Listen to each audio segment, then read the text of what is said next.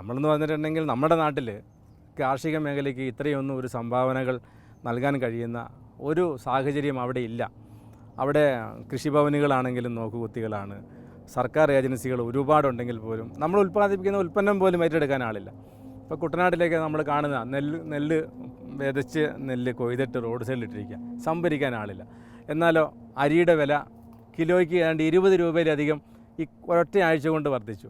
ആന്ധ്രയിലെ മന്ത്രിയായിട്ട് സംസാരിച്ചിട്ട് അവിടെ ജയ അരി ഇറക്കുമതി ചെയ്യാൻ ശ്രമിക്കുന്നു. എന്നാൽ കേരളത്തിൽ തനതായിട്ട് എത്രയോ പാടശേഖരങ്ങൾ വെറുതെ കിടക്കുന്നു. എന്തുകൊണ്ട് കേരളത്തിലെ ആളുകൾ കൃഷി ചെയ്യുന്നില്ല? അതിലേക്ക് നമ്മൾ തിരിച്ചു വരണം. കൃഷി ചെയ്യാൻ താല്പര്യമില്ലാത്തതുകൊണ്ടല്ല, അവിടെ കൃഷിയെ പ്രോത്സാഹിപ്പിക്കുന്നില്ല. ഒരവജ്ഞയോടുകൂടി കാണുന്ന ഉദ്യോഗ വൃന്ദമാണ് കേരളത്തിലെ കൃഷിയെ പരാജയപ്പെടുത്തുന്നത്. ഒരു കൃഷി ഓഫീസിൽ പോയി നോക്കി, അവിടെ പോയ ഒരു കൃഷിക്കാരന് അവിടെ ഒരു മാന്യമായ ഒരു കസേരയില്ല. ഇവൻ അവിടെയും ഓച്ചാനിച്ച് നിൽക്കേണ്ടിയിരിക്കുന്നു. അവനെ ഇങ്ങനെ കൈകൂപ്പി നിന്നിട്ട് സാറേ എന്ന് വിളിച്ചാൽ മാത്രമാണ് എന്തെങ്കിലും ഒരാളെന്ന് ഒരു ക്ലർക്ക് പോലും ഒന്ന് നേരെ നോക്കുകയുള്ളൂ. പക്ഷേ ഇവരെക്കാളൊക്കെ എത്രയോ ഉന്നതിയിലാണ് ഒരു കർഷകൻ എന്നത് തിരിച്ചറിയുന്നില്ല അവർ 3 നേരം ഭക്ഷണം കഴിക്കണമെങ്കിൽ ഒരു കൃഷിക്കാരൻ്റെ അധ്വാനം ഉണ്ടാകണം. അവൻ്റെ വിയർപ്പിലാണ് അവൻ ഭക്ഷണം കഴിക്കുന്നത്. ആ ഒരു കാഴ്ചപ്പാടില്ല. ഇവൻ കൊടുക്കുന്ന നികുതിയിലാണ് ഇവർ ശമ്പളം വാങ്ങുന്നത്.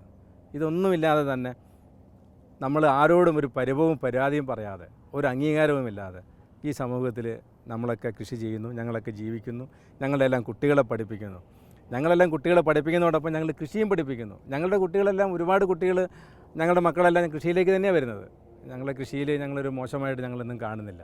പക്ഷേ വിവാഹ കമ്പോളത്തിൽ വരുമ്പോൾ ഞങ്ങളുടെ മക്കൾക്കൊക്കെ ചിലപ്പോൾ മാർക്കറ്റ് കുറവായിരിക്കും. ഒരു കൃഷിക്കാരൻ്റെ മകൻ എന്ന് പറയുമ്പോൾ, അല്ലെങ്കിൽ അവന് എന്താ ജോലി, ഒരു കൃഷി എന്ന് പറയുമ്പോൾ അവർക്ക് വിവാഹ കമ്പോളത്തിലൊക്കെ ഇച്ചിരി മാർക്കറ്റ് കുറവുണ്ട്. പക്ഷേ അത് നമ്മളെ സംബന്ധിച്ചിടത്തോളം ഞങ്ങളിത് ഒരു കാര്യമായി കാണുന്നില്ല.